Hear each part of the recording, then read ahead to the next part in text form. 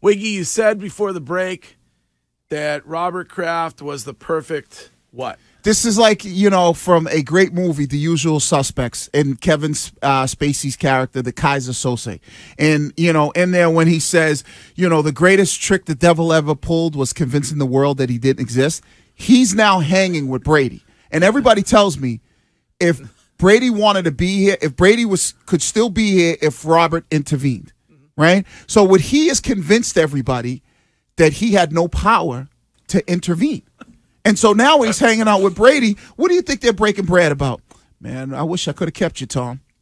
But Bill... I don't know. I think Curtis is going to win the meatball off. Yeah, But Bill, Bill wouldn't allow it. Wait a second. Don't you sign the checks? It is like from a soap opera perspective. It's wild, right? Like Robert Kraft is on the beach, and the yacht is off in the distance. Yep, with Tom Brady, with Edelman, with Amendola, right? And it's like Blaine Gabbert was there, totally rando. Bill takes the blame for everything. And then when we come and everything you look at, but people will tell you, oh, it's Robert's decision. He signs the check. Or when you say, oh, it's all Bill, they'll go, wait a second. So you're telling me Bill's doing this without running it by Robert? You're playing a trick on me, Kaiser Sose, because I don't know where we're headed with this. So what do you believe? I know what you're telling others. What do you believe? I believe that Robert is the big part of why we are where we are. Exactly. Yet he's trying to act powerless in the most powerful position in the organization. Bingo.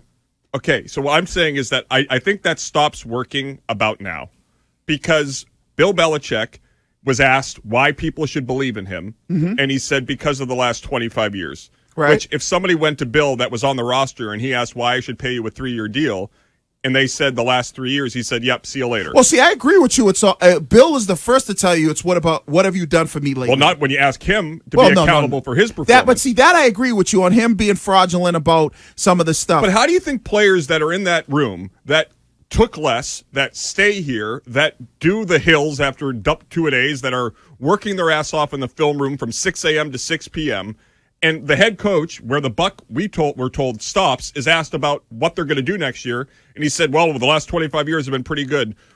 Forgetting to mention that you might have had someone that contributed pretty largely to that success that has been absent. And then the other thing, and I'm sorry, I missed this, that Devin McCourty, who's been on every podcast in America, went on with the Howie Long's kid, Chris Long.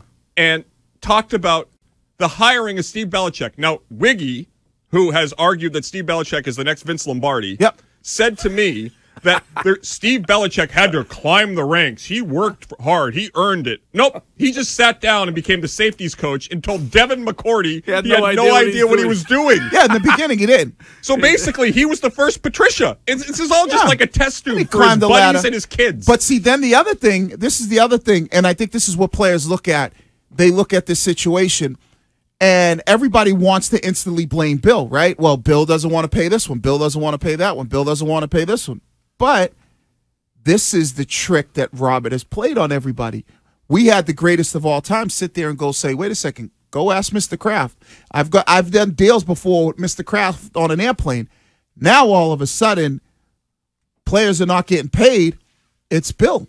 It's Bill. It's Bill. Wait a second. But doesn't seem to be any animosity between Tom Brady and Robert Kraft. That's because the trick that Robert played on Tom was, Tom, I wanted you. I was willing to give you $50 million. But you know that guy down the hall, Bill, he was like, yeah, you're too old, you're this, you're that. Well, what am I supposed to do, Tom? My hands are tied. You know what I mean? Do we remember that Tom omitted a certain person from all of his retirements in his thank yous? I don't think Tom and Robert have always had the smoothest relationship in this process. Well, somebody showed up to his wedding.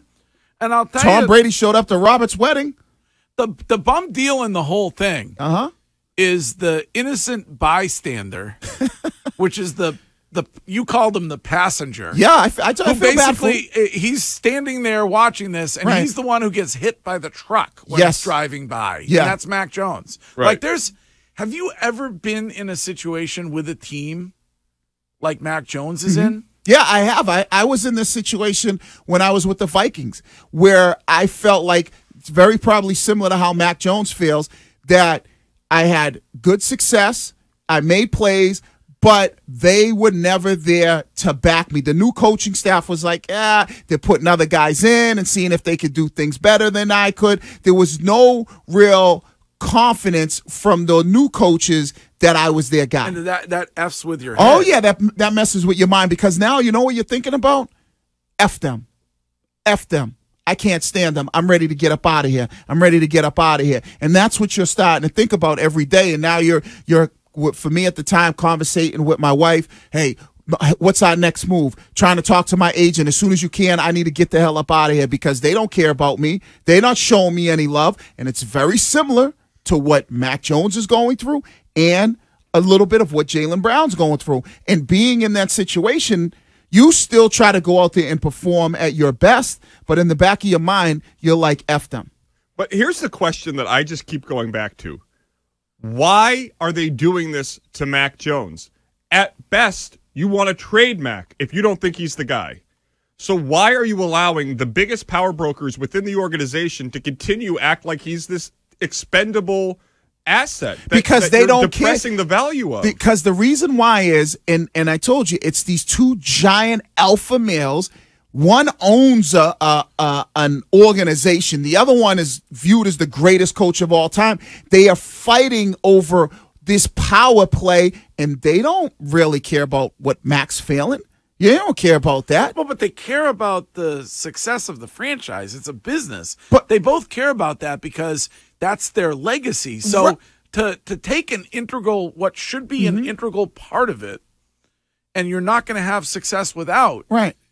And to disregard what you're saying and the lack of willingness to express support for him, what that's going to do to him as a player. Right, but they both feel like they both have those feelings, like you said. But do you think Bill goes, oh, I could do this with anybody and make them successful? Well, we're seeing he can't. right. Well, I'm saying getting to the playoffs and that kind of stuff, the playoffs that he got with Mac Jones. So, yes, they do care about winning, but at the end of the day, when this relationship goes left and it goes sideways, it's going to be who's the last man standing and who are people viewing as, oh, I'm on his side of things, right? We do it with Bill and Brady.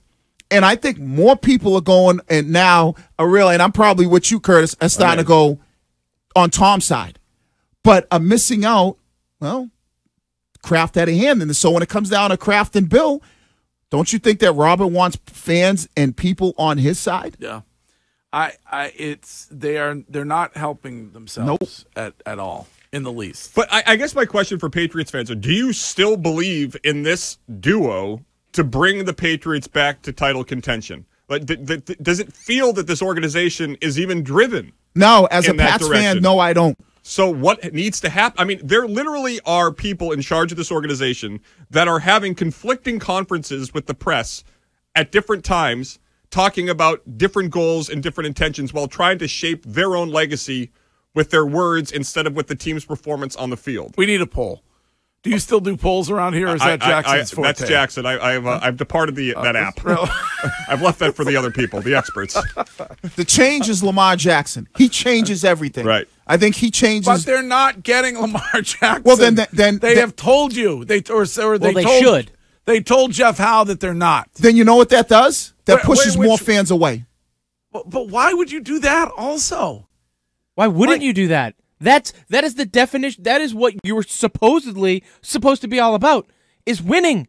What is the best thing to do for your team to help you win? Even if you're not interested, why not keep the interest there and see what happens when it comes to opportunity trade-wise? Right. Why tell the world that, oh, we're not interested? It makes no sense. And it's happening across the NFL. Why would a team like the Falcons do that? Why would the Colts do that? It's stupid. And you know what I will say? I will give Bill credit for this, that he really is holding people accountable from last season. I think Joe Judge, great promotion. Well earned. Assistant head coach. Something that Dante Scarnecchia fought 15 years to get.